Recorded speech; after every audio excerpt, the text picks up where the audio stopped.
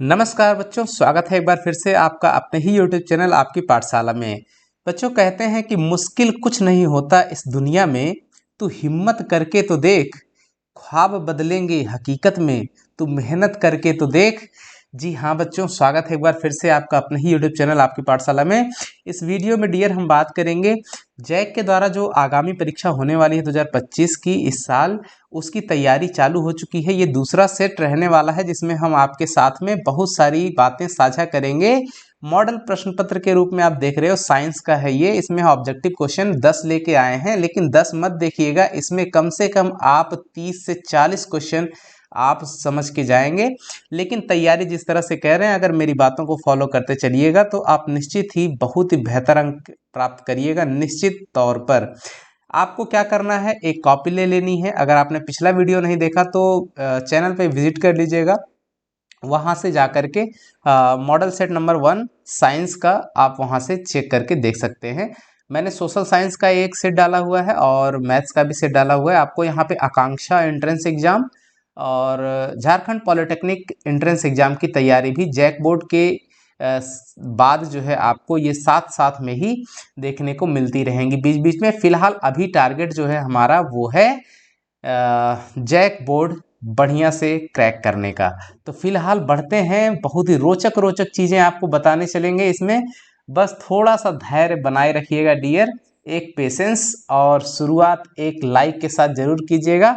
Channel पे नए हैं तो चैनल को सब्सक्राइब भी कर दीजिएगा। चलिए बच्चों शुरू करते हैं।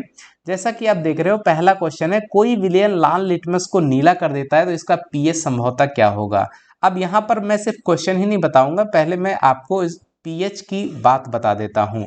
देखिए पीएच स्केल होती है एक इस तरह से एक पीएच स्केल होती है जिसमें आपके 15 खाने रहते हैं। 1 2 3 4 5 6 7 8 9 10 11 12 13 14 15 आई थिंक हो गया, जिसमें जीरो से नंबरिंग रहती है। 0 1 2 3 4 5 6 7 8 9 10 11 12 13 और 14 तक, राइट।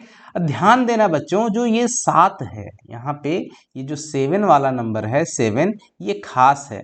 7 इसको उदासीन कहते हैं, उदासीन, न्यूट्रल, यानी कि ये ना तो अम्लीय है ना क्षारीय।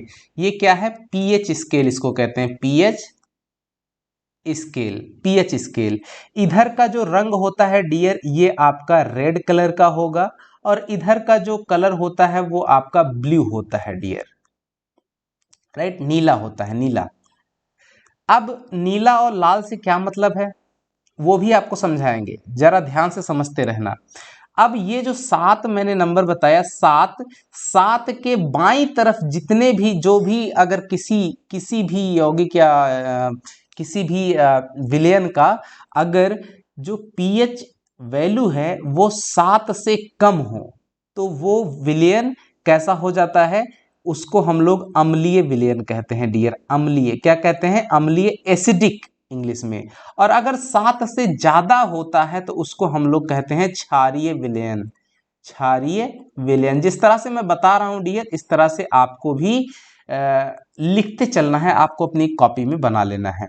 अब ध्यान देना, अम्लीय विलयन है तो लाल कलर की साइड में रहेगा, और क्षारीय रहेगा तो वो आपका ब्लू कलर में। ये आप अपनी बुक में देखिएगा तो आपको इस तरह से दिखेगा। ये इधर से रेड जो है डार्क रेड रहेगा इस तरफ, ये जैसे जैसे इधर जाएगा वो हल्का होता जाएगा, और इधर जैसे जैसे बढ़ता जाएगा यहाँ बैगनी, और फिर जो है इस साइड में ये बैगनी कलर का रहता है, और इधर जैसे जाएगा तो यहाँ पे डार्क ब्लू तरफ चला जाएगा। मतलब लाल से, रेड से आपका किधर को बढ़ता चला जाता है, ब्लू की तरफ, ठीक है। फिलहाल रेड ब्लू का काम अभी आगे समझ में आएगा।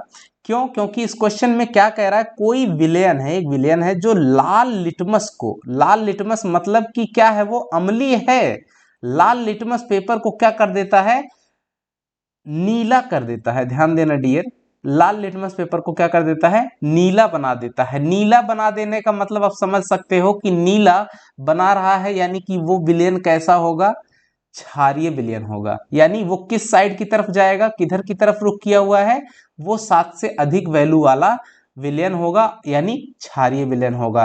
तो ये भी क्वेश्चन पूछता है यहाँ से कई सारे क्वेश्चन कि अगर कोई विलयन है जो कि रेड लिटमस पेपर को ब्लू में बदल देता है तो वो कैसा हो जाएगा, तो वो होता है आपका क्षारीय। अगर ब्लू से आपको बदल दे रहा है रेड में तो वो आपका क्या हो जाएगा, अम्लीय, राइट। और आपको पता है क्षारीय विलयन का मान 7 से अधिक होता है। तो इस ऑप्शन में देखिए 7 से अधिक वैल्यू कौन सी है, एक ही है, डी ऑप्शन। तो ऑप्शन डी आपका सही हो जाएगा। बाकी तीनों जो है वो अम्लीय विलयन के लिए हैं। तो आई होप कि डियर आपको ये बातें समझ में आ गई होंगी। कुछ और बातें आपको इससे जुड़ी हुई मैं आपको बताने चल रहा हूं, जरा इनको भी गौर से देखिएगा, ये भी पूछ लिया जाता है। जैसे कहता है कि हमारे शरीर का जो पीएच स्केल है वो कितने रेंज में होना चाहिए, यानी कि मानव शरीर जो है, मानव शरीर का पीएच स्केल जो होता है वो हमारा 7 से लेकर के 7.8 के लगभग इसके बीच में होना चाहिए। नेट पे कुछ और दिखाता है, लगभग 7.35 से लेकर के 7.45 के आसपास दिखाता है। फिलहाल जो एनसीईआरटी की बुक में है वो ये है।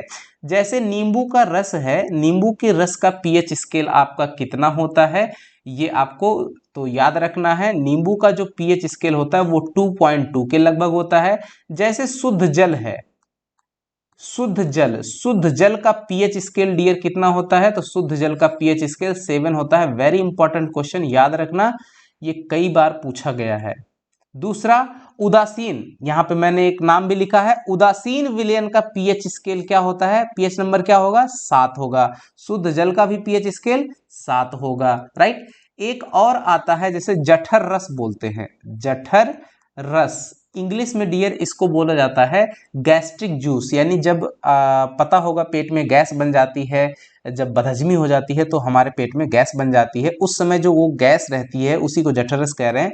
तो उसका पीएच स्केल अम्लीयता, यानी कि गैस जो बनती है, गैस्ट्रिक हो जाती है, तो वो कहीं ना कहीं हमारे पेट में अम्लीयता बढ़ जाती है। अम्लीयता बढ़ जाने का मतलब है कि एसिडिक है, एसिडिक है मतलब उसकी वैल्यू 7 से कम होगी। तो लगभग जो है, जो जठर रस होता है जिसे गैस्ट्रिक जूस बोलते हैं इंग्लिश में, उसका पीएच स्केल लगभग 1.2 के आसपास आ जाता है डियर। कितना कम हो जाता है, जितना कम नंबर उतना ज़्यादा अम्लीय, इसलिए हमको बहुत दिक्कत होती है। तो इसके लिए हम क्या करते हैं, इस अम्लीयता को दूर करने के लिए हम एंटी एसिड का यूज करते हैं। यानी एंटी एसिड किसे कहेंगे, ध्यान देना यहाँ पे, जो क्षार होते हैं, लेकिन हाई क्वालिटी वाले क्षार नहीं जो कि नुकसान पहुंचा सके, जो नॉर्मल क्षार होते हैं, राइट। तो उनको हम यूज करेंगे, क्योंकि उदासीन समीकरण में ये होता है जब अम्ल और क्षार मिलाते हैं तो क्या बनता है, एक उदासीन विलयन का निर्माण होता है, पानी और नमक बनता है। ठीक है, तो अब आगे बढ़ते हैं। फिलहाल ये तो रहा एक क्वेश्चन, और आप सोच रहे होंगे डियर कि इतनी सारी बातें बता दी गई। तो फिलहाल अब आपको पीएच स्केल से संबंधित कोई भी क्वेश्चन आएगा तो अगर आप इतना बना के रखे हो तो सब बना लीजिएगा। चलते हैं क्वेश्चन नंबर 2 की तरफ। देखिए एसिटिक अम्ल, एसिटिक अम्ल जो है ये रासायनिक नाम है किसका, सिरके का रासायनिक नाम है डियर। तो इसकी जो गंध है तनु विलयन के बारे में, तनु का मतलब होता है हल्का, हल्का डाइल्यूट, यानी कि जिसमें पानी मिलाया हुआ हो, राइट। तो एसिटिक अम्ल हल्का होता है जिसको हम यूज कर पाते हैं खाने के रूप में। तो ये सिरके का रासायनिक नाम भी है, ये भी याद रखना। तो ये कैसी गंध देता है, सिरके जैसी गंध देता है। सही आंसर क्या हो जाएगा, ऑप्शन नंबर ए। तो इस तरह से हमको आंसर को सही करना है। क्वेश्चन नंबर 3 देखिए बच्चों, एल्कोहल में, एल्कोहल जो होता है जिसे दारू के रूप में आप समझते हो, उबली पत्ती पर आयोडीन विलयन, आयोडीन का जो विलयन है, आयोडीन सॉल्यूशन है, उसकी कुछ बूंद डालने पर जो पत्ती होती है, उबली हुई पत्ती, उस उबली हुई पत्ती का कलर कैसा हो जाता है, तो ये नीला काला हो जाता है। वो उबली हुई पत्ती डियर ब्लू ब्लैक कलर की बन जाती है। तो सही आंसर सी हो जाएगा, इसको याद रखिएगा। काफी अच्छे अच्छे क्वेश्चन है, सिलेक्टेड है। अगर आपको लग रहा है कि वीडियो में जान है तो जरूर लाइक कीजिएगा, अदरवाइज डिसलाइक कर सकते हैं, नो डाउट, कोई दिक्कत नहीं है। आपको लग रहा है कि बकवास है तो आप डिसलाइक भी कर सकते हैं। और अगर आपको अच्छा लग रहा है तो लाइक करना बिल्कुल मत भूलिएगा, और अपने दोस्तों को भी शेयर कीजिएगा। चैनल पे नए हैं तो सब्सक्राइब भी कीजिएगा। 4 नंबर का क्वेश्चन देखिए, अपच, यही है बदहजमी। बदहजमी जिसको अपच भी कहते हैं, इसका उपचार करने के लिए यानी इसकी दवा करने के लिए निम्न में से किस औषधि का उपयोग किया जाता है। ऊपर में ही मैंने बताया कि अपच में क्या होता है, एसिडिक हो जाता है। अपच में क्या हो जाता है, एसिडिक। जैसे जठर रस जो होता है हमारा, जो पाचक जो अमाशय होता है, अमाशय में एक अम्ल एसिड होता है HCl, हाइड्रोक्लोरिक अम्ल। इसकी अम्लता बढ़ जाती है। जठर रस पाया जाता है आपका कहाँ, अमाशय में, राइट, जो HCl के रूप में रहता है। तो इसकी मात्रा बढ़ जाएगी, उसी को बोलते हैं हम लोग अम्लीयता बढ़ गई। अम्लीयता बढ़ जाएगी तो उसी को बोला जाता है अपच, यानी इनडाइजेशन इंग्लिश में। तो भाई अपच अगर हो गया तो इस अम्लीयता को हटाने के लिए हमको क्या करना पड़ेगा, जाहिर सी बात है एंटी एसिड का उपयोग करना पड़ेगा। ये क्या है, एसिड है, तो एंटी एसिड का उपयोग करना पड़ेगा। एंटी एसिड कौन होता है, ये अम्ल है, तो क्षार जो होता है वो एंटी एसिड होगा, राइट। तो इसमें क्या मिलाना पड़ेगा, एंटी एसिड। उपचार के लिए हमको क्या देना पड़ता है, जो दवा रहती है उसमें एंटी एसिड मिला रहता है, यानी कि कोई क्षारीय तत्व रहता है, जिसको जब हम खाते हैं तो वो इससे हमारे क्या कहते हैं जठर रस से रिएक्ट करता है, जो कि अम्लीय होता है, और उससे रिएक्ट करके उसको जल के रूप में बदल देता है, और साथ ही साथ में सॉल्ट के रूप में बदल करके हमको आराम पहुंचा देता है। तो सही आंसर क्या हो जाएगा, एंटी एसिड। एंटीबायोटिक नहीं, यहाँ पर हमको बैक्टीरिया को नहीं मारना है, एलर्जी नहीं है, पीड़ाहारी, एनाल्जेसिक, राइट, एंटीसेप्टिक, प्रतिरोध, यानी किसी इन्फेक्शन को रोकने के लिए एंटीसेप्टिक का यूज़ किया जाता है। एंटीबायोटिक जैसे बैक्टीरियल इन्फेक्शन है उनसे बचने के लिए एंटीबायोटिक दिया जाता है, राइट। और दर्दनाशक है, एनाल्जेसिक बोलते हैं। अगला क्वेश्चन है बच्चों, किसी उदासीन विलयन का, अब इसका क्वेश्चन का आंसर तो आपको पता ही हो गया होगा, तो इसका सही आंसर क्या हो जाएगा, ऑप्शन नंबर 7। उदासीन विलयन का पीएच क्या होता है, 7। अच्छा, शुद्ध जल का पीएच कितना होता है, शुद्ध जल का भी पीएच आपका 7 होता है, ये भी शुद्ध जल, राइट। अब एक चीज आपको बता दें, शुद्ध जल कौन सा माना जाता है, क्वेश्चन ये भी आता है कि शुद्ध जल कौन सा होता है, शुद्ध जल कौन सा होता है, तो आंसर है वर्षा का जल सबसे शुद्ध होता है। वर्षा का जल सबसे शुद्ध होता है, सबसे प्योर होता है। लेकिन बच्चों कभी कभी होता क्या है, वर्षा का जल, इसका पीएच वैल्यू कितना होता है, 7। लेकिन कई बार होता है कि इसका जो पीएच वैल्यू, जो आसमान में वायुमंडल में बहुत सारे तत्व मौजूद रहते हैं, गैसेस रहती हैं, उसमें बहुत सारे तत्व भी, मॉलिक्यूल्स भी उड़ते रहते हैं, तो जब वो अर्थ के करीब आते हैं तो उनसे मिलते वक्त जो है उसमें बहुत सारे एसिडिक चीज़ें मिल जाती हैं, तो जिससे वर्षा का जो जल है वो एसिडिक नेचर का होने लगता है, यानी कि उसका पीएच वैल्यू क्या होगा, 7 से कम होने लगता है। 7 से कम होने लगता है तो एक अवस्था ऐसी आ जाती है, लगभग 5.6 से कम अगर ज़्यादा जो है पॉल्यूशन है, ज़्यादा पॉल्यूशन है, जैसे कार्बन डाइऑक्साइड या कार्बन मोनोऑक्साइड वगैरह, सल्फर डाइऑक्साइड ये सब गैसेस अगर वायुमंडल में है, इनसे होकर के पानी गुजर रहा है, तो ये सब क्या करती हैं, रिएक्ट करके इसको एसिडिक बना देती हैं। और अगर इतना एसिडिक बना दें कि 5.6 से भी कम अगर इसका पीएच मान किसका, वर्षा के जल का हो जाता है, तो हम उसको क्या बोल देते हैं, हम उसे बोल देंगे, हम उसको कहते हैं कि अब भाई ये वर्षा नहीं रह गई, इसको अब हम कहते हैं अम्ल वर्षा। क्या कहते हैं, अम्ल वर्षा, इसे ही बोल दिया जाता है अम्ल वर्षा, राइट। ध्यान देना डियर, अम्ल वर्षा के लिए पीएच का मान क्या होना चाहिए, 5.6 से कम होना चाहिए। इसको भी याद रखना, ये एक अच्छा क्वेश्चन है। अगला क्वेश्चन बढ़ते हैं डियर, निम्नांकित में से कौन लवण है। लवण का मतलब, जब भी लवण कहता है इसका मतलब नमक समझिए, लवण, नमक को ही लवण बोला जाता है। HCl क्या है, ये अम्ल है। NaOH ये क्या है, आपका क्षार है, ये क्या है, अम्ल है। हाइड्रोक्लोरिक अम्ल, ये सोडियम हाइड्रोक्साइड है, ये क्या है, आपका क्षार है। ये K2SO4 पोटेशियम सल्फेट, राइट, ये क्या है, आपका K2SO4 जो है पोटेशियम सल्फेट, ये सॉल्ट है, ये आपका सही आंसर हो जाएगा। ये लवण है, यही नमक है। और NH2OH, राइट, ये जो NH2OH है इसको हाइड्रोक्सीलाइमाइन बोला जाता है, या हाइड्रोक्सी अमोनिया भी बोला जाता है इसका नाम। ये भी देखिए OH आयन दे रहा है, इसका मतलब ये भी कैसा है, क्षार होगा। तो इसमें सॉल्ट कौन सा है, ऑप्शन नंबर सी आपका सही हो जाएगा। आई होप कि बच्चों आपको समझ में आ रहा होगा। वीडियो थोड़ा लंबा जरूर बन रहा है, लेकिन काफ़ी सारी चीज़ें आप सीखने को पाओगे। अगर वीडियो को अंत तक देखोगे तो आपको बहुत कुछ देखने को मिलेगा। किसी लाल तप्त मतलब बहुत ही ज़्यादा हॉट है आयरन, लाल तप्त लोहा है, उस पर जल वाष्प यानी कि पानी की फुहार जो है प्रवाहित करने पर कौन सा यौगिक प्राप्त होता है। लोहा है, उसको बहुत गर्म कर दिया गया है, एकदम लाल हो गया, उस पर पानी फेंक दिया जाता है, तो कौन सा यौगिक प्राप्त होता है ये आपको बताना है। तो वो यौगिक है Fe3O4। इसको बोलते हैं, आपने सुना होगा कि लोहा जो होता है, आयरन को ही क्या कहते हैं, लोहा कहते हैं बच्चों। लोहा जिससे बनता है, लोहे के प्रमुख दो अयस्क होते हैं, एक तो मैग्नेटाइट और दूसरा हेमेटाइट। ये प्रमुख होते हैं, बाकी और भी होते हैं, राइट। तो ये जो आपका Fe3O4 है, इसे फेरी मैग्नेटिक बोलते हैं, या फिर इसी को हम लोग मैग्नेटाइट भी कहते हैं। यही क्या है डियर, आपका मैग्नेटाइट है। और अब कहोगे हेमेटाइट कौन सा है, तो हेमेटाइट वाला फॉर्मूला ये वाला है, इसको हेमेटाइट कहते हैं। और ये ऊपर में लिखा हुआ है FeO, इसको बोला जाता है, पढ़ा जाता है डियर फेरस ऑक्साइड, और ये है फेरस सल्फेट। तो सही आंसर क्या है डियर, ये आपका हेमेटाइट, जिसका एक नाम बोला जाता है रासायनिक हाइड्रोक्सीलाइमाइन।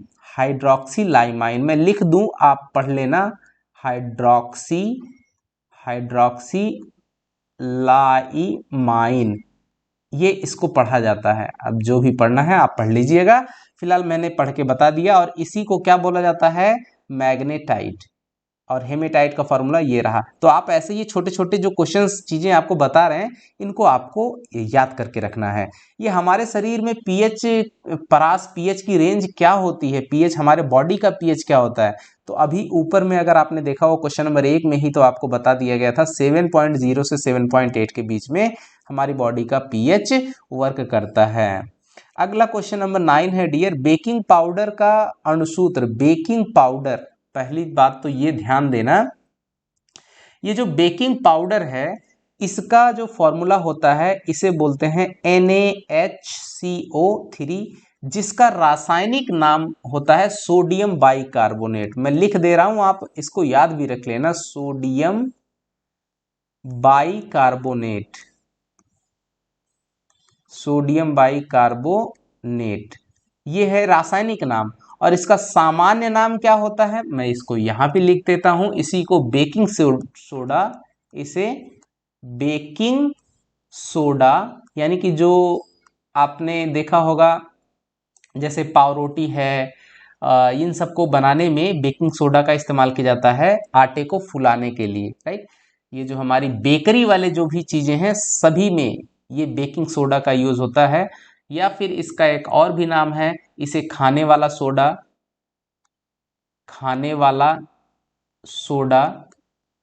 या फिर मीठा सोडा भी कहते हैं डियर, मीठा सोडा, इतने नामों से ये जाना जाता है, ठीक है। अब इसका मतलब सही आंसर क्या हो जाएगा आपका, NaHCO3। अब यहाँ पे Na2CO3 लिखा हुआ है, बाकी चीजों के बारे में भी जाना है। ये चीज क्या है, Na2CO3, इसको सोडियम कार्बोनेट कहते हैं। इसको क्या कहते हैं, इसका रासायनिक नाम क्या है डियर, मैं लिख दे रहा हूं, आप नोट कर लीजिएगा, सोडियम कार्बोनेट,